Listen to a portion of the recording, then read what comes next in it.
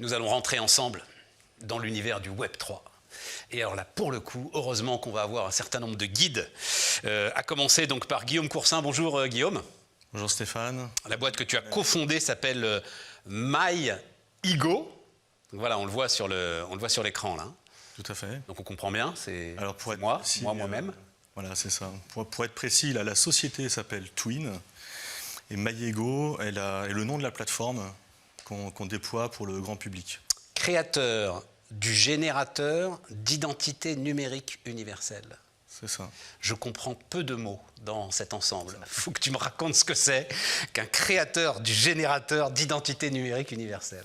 Donc MyEgo, c'est quoi? C'est une plateforme digitale, avant tout, qui permettra dans un futur très proche à tout à chacun de créer un compte unique de connexion, login, password, et de pouvoir faire le choix de la manière dont il souhaite être identifié et gérer ses données et partager ses données sur la plateforme sur laquelle vous allez vous connecter. Donc c'est aussi simple, j'allais dire, à l'usage qu'un bouton de connexion Facebook sur un site web, à la différence près que nous, on souhaite adresser les usages du futur, les usages dits de la 3D, dits des métaverses.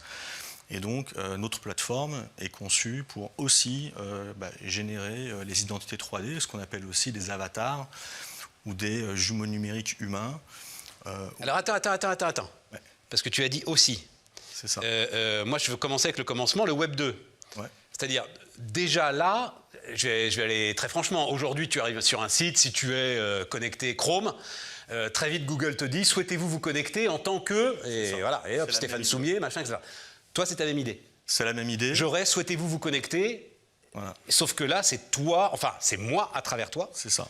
Alors nous, on a pris le sujet un peu à l'envers, parce qu'on est une boîte d'ingénieurs, donc on aime bien la difficulté, donc on a commencé par le plus difficile. On a commencé par la 3D, et maintenant notre sujet qui finalement est plus simple, c'est de effectivement... Non, mais on va y aller sur la 3D, mais force est de constater qu'aujourd'hui, ça. la 3D, il semble que même chez Meta, ils s'en inquiètent. Pour l'instant, il n'y a pas grand monde. Donc, restons sur le truc qui peut-être d'ailleurs peut te rapporter du revenu assez vite. Exactement. Ouais. Hein, voilà, c'est la 2D. Donc l'idée, c'est ça. J'aurai un bouton, j'imagine ça marchera tout seul. C'est ça. Quand j'arrive sur un site... Ouais. Ça veut dire quoi? Ça veut dire que demain, vous vous connectez avec ce bouton sur une plateforme de type Marketplace, Amazon, site de vente en ligne par exemple de chemises, comme ce qu'on porte aujourd'hui. Ouais. D'accord. Le vendeur de chemises souhaite connaître votre tour de colle. Ouais. Pour ne pas se tromper sur la taille. Excellent. Du conseil à la taille. Et grâce à cette interface, grâce à ce bouton de connexion, vous allez pouvoir dialoguer avec la plateforme et lui dire « Ok, je donne mon consentement éclairé pour partager mon tour de colle et contrôler mon achat. » Ça, c'est la vision cible. Et ça veut dire, pour filer la métaphore, je ne vais lui donner que mon tour de colle et pas mon tour de taille, par exemple. Exactement. Ce dont il y a besoin est strictement ce dont il y a besoin au regard des finalités. Ça, c'est aussi une exigence GDPR, RGPD, européenne. C'est-à-dire qu'on n'est pas censé manipuler les données personnelles au-delà de la finalité de l'usage. Ouais. Donc, on n'est pas censé, mais force est de constater qu'on le fait, puisque Facebook vient de se prendre une amende, d'ailleurs, très récente. Exactement, comme Google et un certain nombre d'acteurs de ce type-là.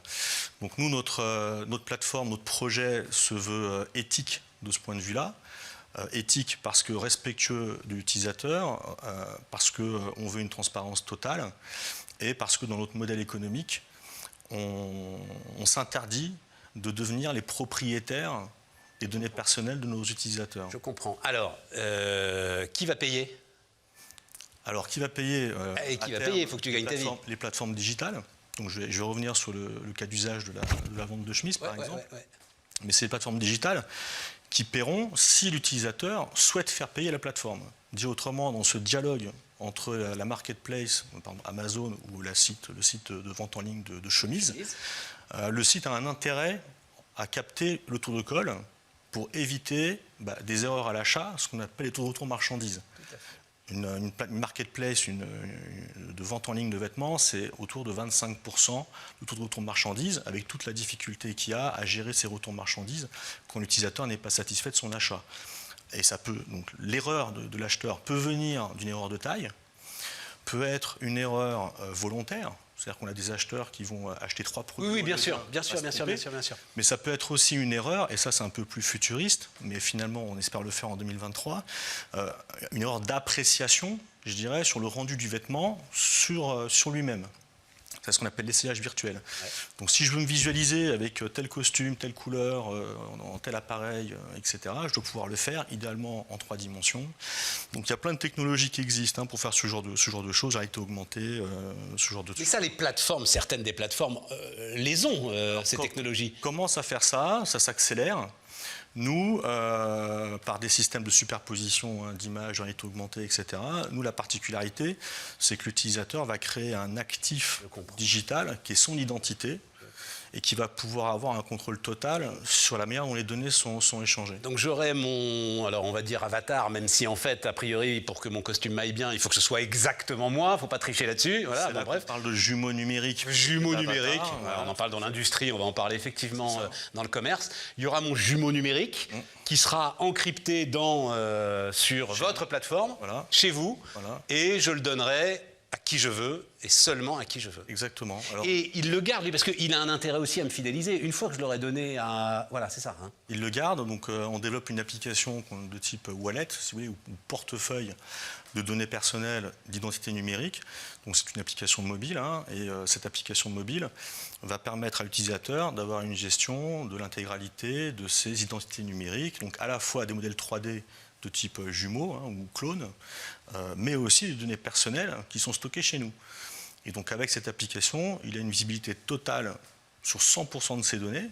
Il va avoir le choix de les monétiser ou pas à travers cette application. Alors c'était ma dernière question, c'est ça, c'est comment est-ce que je monétise maintenant l'ensemble de ces données personnelles? En fait, les mécanismes, je dirais, traditionnels, ils sont connus. Finalement, c'est des systèmes de type cashback, on va dire, comme on le fait dans le retail, quand on vous donne des points, des crédits, si vous achetez tant d'articles, etc.